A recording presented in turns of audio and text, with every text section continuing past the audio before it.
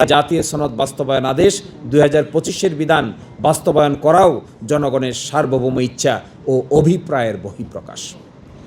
ইতোমধ্যে অন্তর্বর্তীকালীন সরকার গঠন ও সংবিধানের 106 অনুচ্ছেদের কার্যকারিতা নিয়ে মাননীয় হাইকোর্ট বিভাগে একটি রিট আবেদন দায়ের করা হয়েছিল, যার নম্বর ছিল 14,041/2024। মাননীয় বিচারপতি ফাতেমা নজিবের নেতৃত্বে দ্বৈত বেঞ্চ শুনানি শেষে রায় প্রদান করেন।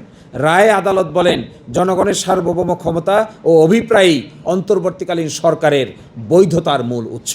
পরবর্তীতে এই রায়ের বিরুদ্ধে লিভ টু আপিল নম্বর 781/2025 দায়ের করা হয়। 4 ডিসেম্বর 2025 তারিখে মাননীয় প্রধান বিচারপতির নেতৃত্বে আমাদের আপিল বিভাগ উভয় পক্ষে শুনানি অন্তে লিভ টু আপিল খারিজ করে দেন। অর্থাৎ এর ফলে হাইকোর্ট বিভাগের রায় পরিপূর্ণভাবে বহাল থাকে। জুলাই জাতীয় সনদ প্রণয়ন করা হয় সংবিধান সংস্কারের মাধ্যমে জন আকাঙ্ক্ষার পূর্ণাঙ্গ প্রতিফলন ঘটানোর উদ্দেশ্যে। এটি রাজনৈতিক দলগুলোর ঐক্যমত্যের ভিত্তিতে প্রণীত সনদে প্রস্তাবিত গুরুত্বপূর্ণ সংস্কার সমূহের জন্য জনগণের সরাসরি সমর্থন নিশ্চিত করতে গণভোটের আয়োজন করা হয়। এর উদ্দেশ্য ছিল সংস্কার প্রস্তাবগুলোর পক্ষে জনগণের ম্যান্ডেট অর্জন করা, সেগুলোর আইনগত ভিত্তি আরও শক্তিশালী করা, কারণ জনগণই সকল ক্ষমতার উৎস।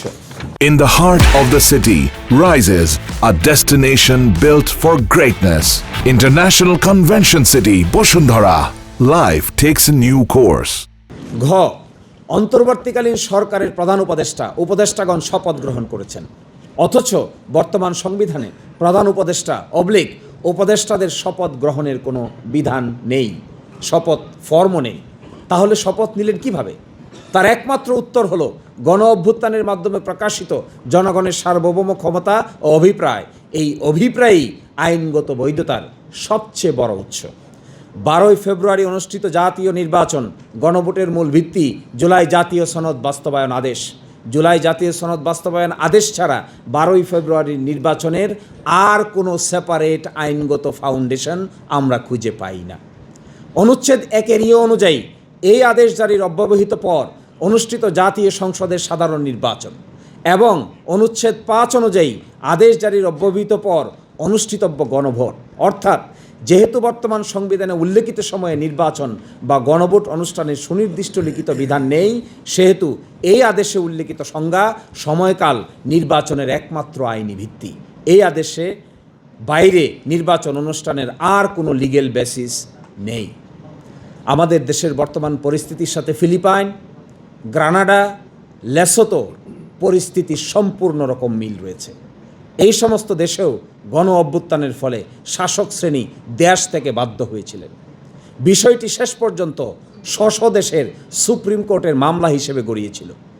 ওই সমস্ত দেশের এক বাক্যে সুপ্রিম কোর্ট স্বীকার করেছেন গণ অভ্যুত্থান বৈধ না অবৈধ এই সিদ্ধান্ত নেওয়ার ক্ষমতা আদালতের নেই। গণ অভ্যুত্থানের বৈধতা অবৈধতার সিদ্ধান্ত নেওয়ার একমাত্র ক্ষমতা হলো ওই দেশের জনগণের।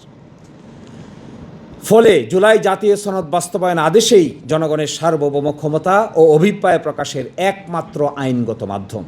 বাংলাদেশের কোনো আদালত এটিকে অসাংবিধানিক ঘোষণা করেনি, কারণ এই আইনেই জনগণের সার্বভৌম ক্ষমতা ও অভিপ্রায়ের লিখিত রূপ। তাই জুলাই জাতীয় সনদ বাস্তবায়ন আদেশ 2025-এর অনুচ্ছেদ 7 অনুযায়ী সংবিধান সংস্কার পরিষদ গঠন করে আদেশে নির্ধারিত পদ্ধতি অনুসরণপূর্বক সংবিধানের প্রয়োজনীয় সকল সংস্কার সম্পন্ন করাই হবে আইনসম্মত এবং যথাযথ পদক্ষেপ।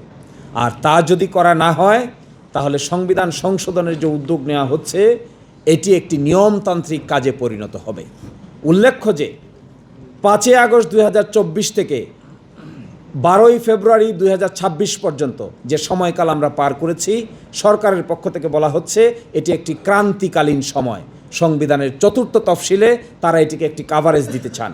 আমি প্রসঙ্গত বলতে চাই, 5ম সংশোধনীর মামলায় আপনারা দেখবেন শহীদ রাষ্ট্রপতি জিয়াউর রহমান সাহেব যে সময়ে শাসনকাল ছিল সেই শাসনকালকে তারা বৈধতা দিয়েছিলেন 5ম সংশোধনীর সময়ে। আমাদের সুপ্রিম কোর্ট 2010-11 সালে 5ম সংশোধনী মামলায় 5ম সংশোধনীর বিধানকে পরিপূর্ণভাবে অসাংবিধানিক ঘোষণা করেছেন, কারণ তারা সেটিকে আপদকালীন ব্যবস্থা হিসেবে 4th তফসিলে জায়গা করে দিয়েছিলেন। আমরা বলছি একটি টেকসই সমাধান চাই, গণভোট এবং সংবিধান সংস্কার পরিষদ হলো টেকসই সমাধানের পথ, আর সংশোধন কোনো টেকসই সমাধানের পথ নয়।